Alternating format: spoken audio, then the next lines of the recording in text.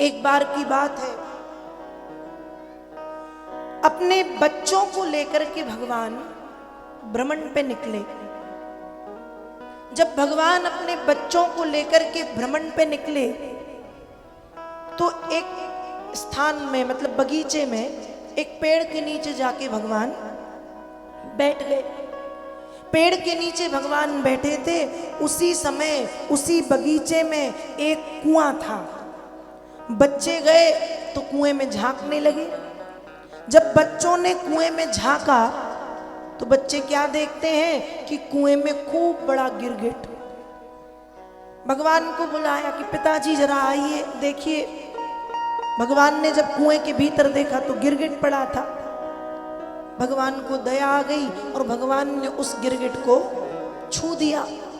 जैसे ही भगवान ने उस गिरगिट को छुआ, वो गिरगिट से मनुष्य का देह धारण करता है।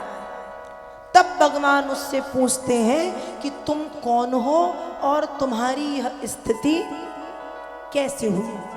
तब वह गिरगिट बताता है कि हे भगवन, नृगो नाम नरेंद्रो हम इक्ष्वाकु तनया प्रभु दानी स्वाख्यायमानेषु यदि ते कर्मणमस्पृशम्। वो कहता है, महाराज, हे भगवन, मैं कौन हूं, मेरी दशा ये कैसे हुई, ये बातें आपसे छिपी नहीं है, आप अच्छे से जानते हो।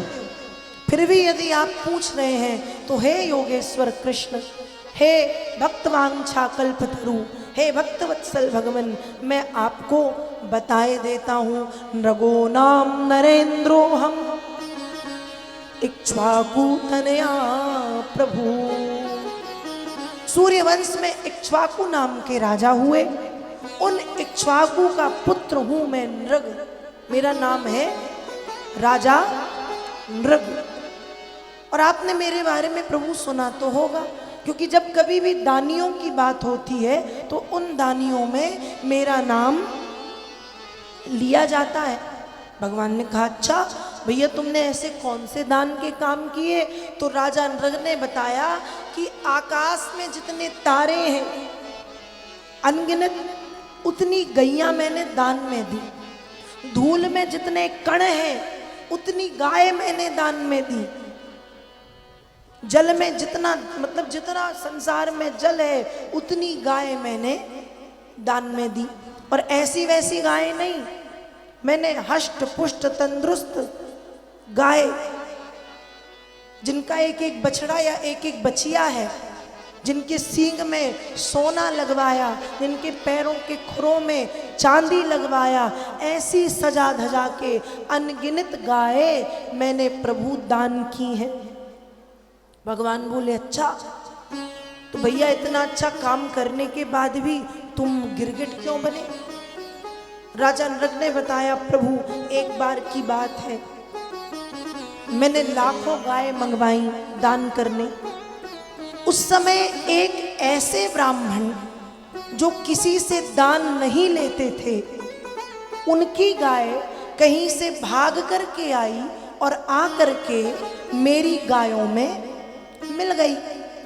अनजाने में उन ब्राह्मण देवता की गाय मैंने दूसरे ब्राह्मण को दान में दे दी। अब जब दूसरे ब्राह्मण को गाय मैंने दान में दी, जब वो दूसरे ब्राह्मण गाय लेकर के जा रहे थे, तब रास्ते में उन्हें वही ब्राह्मण मिले जो गाय के असली स्वामी हैं। उन्होंने कहा, ये मेरी गाय है। तो मैंने कहा, उन ब्राह्मण ने कहा, ये राजा ने मुझे दी है। तब वे दोनों मेरे पास आए। जब मेरे पास आए तो मुझे कुछ समझ में नहीं आया। मैंने उन ब्राह्मण से कहा कि ये गाय आप मुझे दे दें, इस गाय के बदले आप दोनों को मैं 1-1 लाख गाय दूंगा। पर ब्राह्मण नहीं माने और दोनों नाराज होकर के वहां से चले गए। अब जब नाराज होके गए, प्रायश्चित मैंने किया, लेकिन प्रभु, जब मृत्यु के बाद मैं धाम को गया तो यमराज ने मुझसे प्रश्न किया कि तुमने इतने पुण्य किए हैं कि उन पुण्यों के कारण तुम्हें ऐसा लोक मिलेगा जिसमें सुख सुविधा की कोई कमी नहीं, लेकिन तुम ये बताओ पहले तुम्हें पाप भोगना है या पुण्य? तो प्रभु मैंने कह दिया कि पहले मैंने जो पाप किया है उसका प्रायश्चित करूंगा, उसका दंड मिले। जैसे ही मैंने कहा तो मैं गिर गया और गिरते गिरते गिरते गिरते पृथ्वी पर आया और एक गिरगिट बन करके इस कुएं में आ पहुंचा। और प्रभु जब से मैं यहाँ हूँ तब से आपका ही इंतजार कर रहा हूँ कि कब आप आएं और आपके स्पर्श मात्र से मुझे इस गिरगिट देह से मुक्ति मिले और मैं अपने धाम को जाऊं। और प्रभु आज आप आए, आपके स्पर्श मात्र से मैंने मेरा रूप धारण किया है। उसने ये सारी कहानी बताई, प्रभु के चरणों में प्रणाम किया। उस समय राजा नृग को लेने के लिए भगवान के पार्षद विमान लेकर के आए। उस विमान में बैठ करके राजा नृग अपने धाम के लिए प्रस्थान करते हैं। इस तरह से श्रीमद् भागवत जी में नृग की पावन कथा का वर्णन श्री व्यास जी महाराज करते हैं।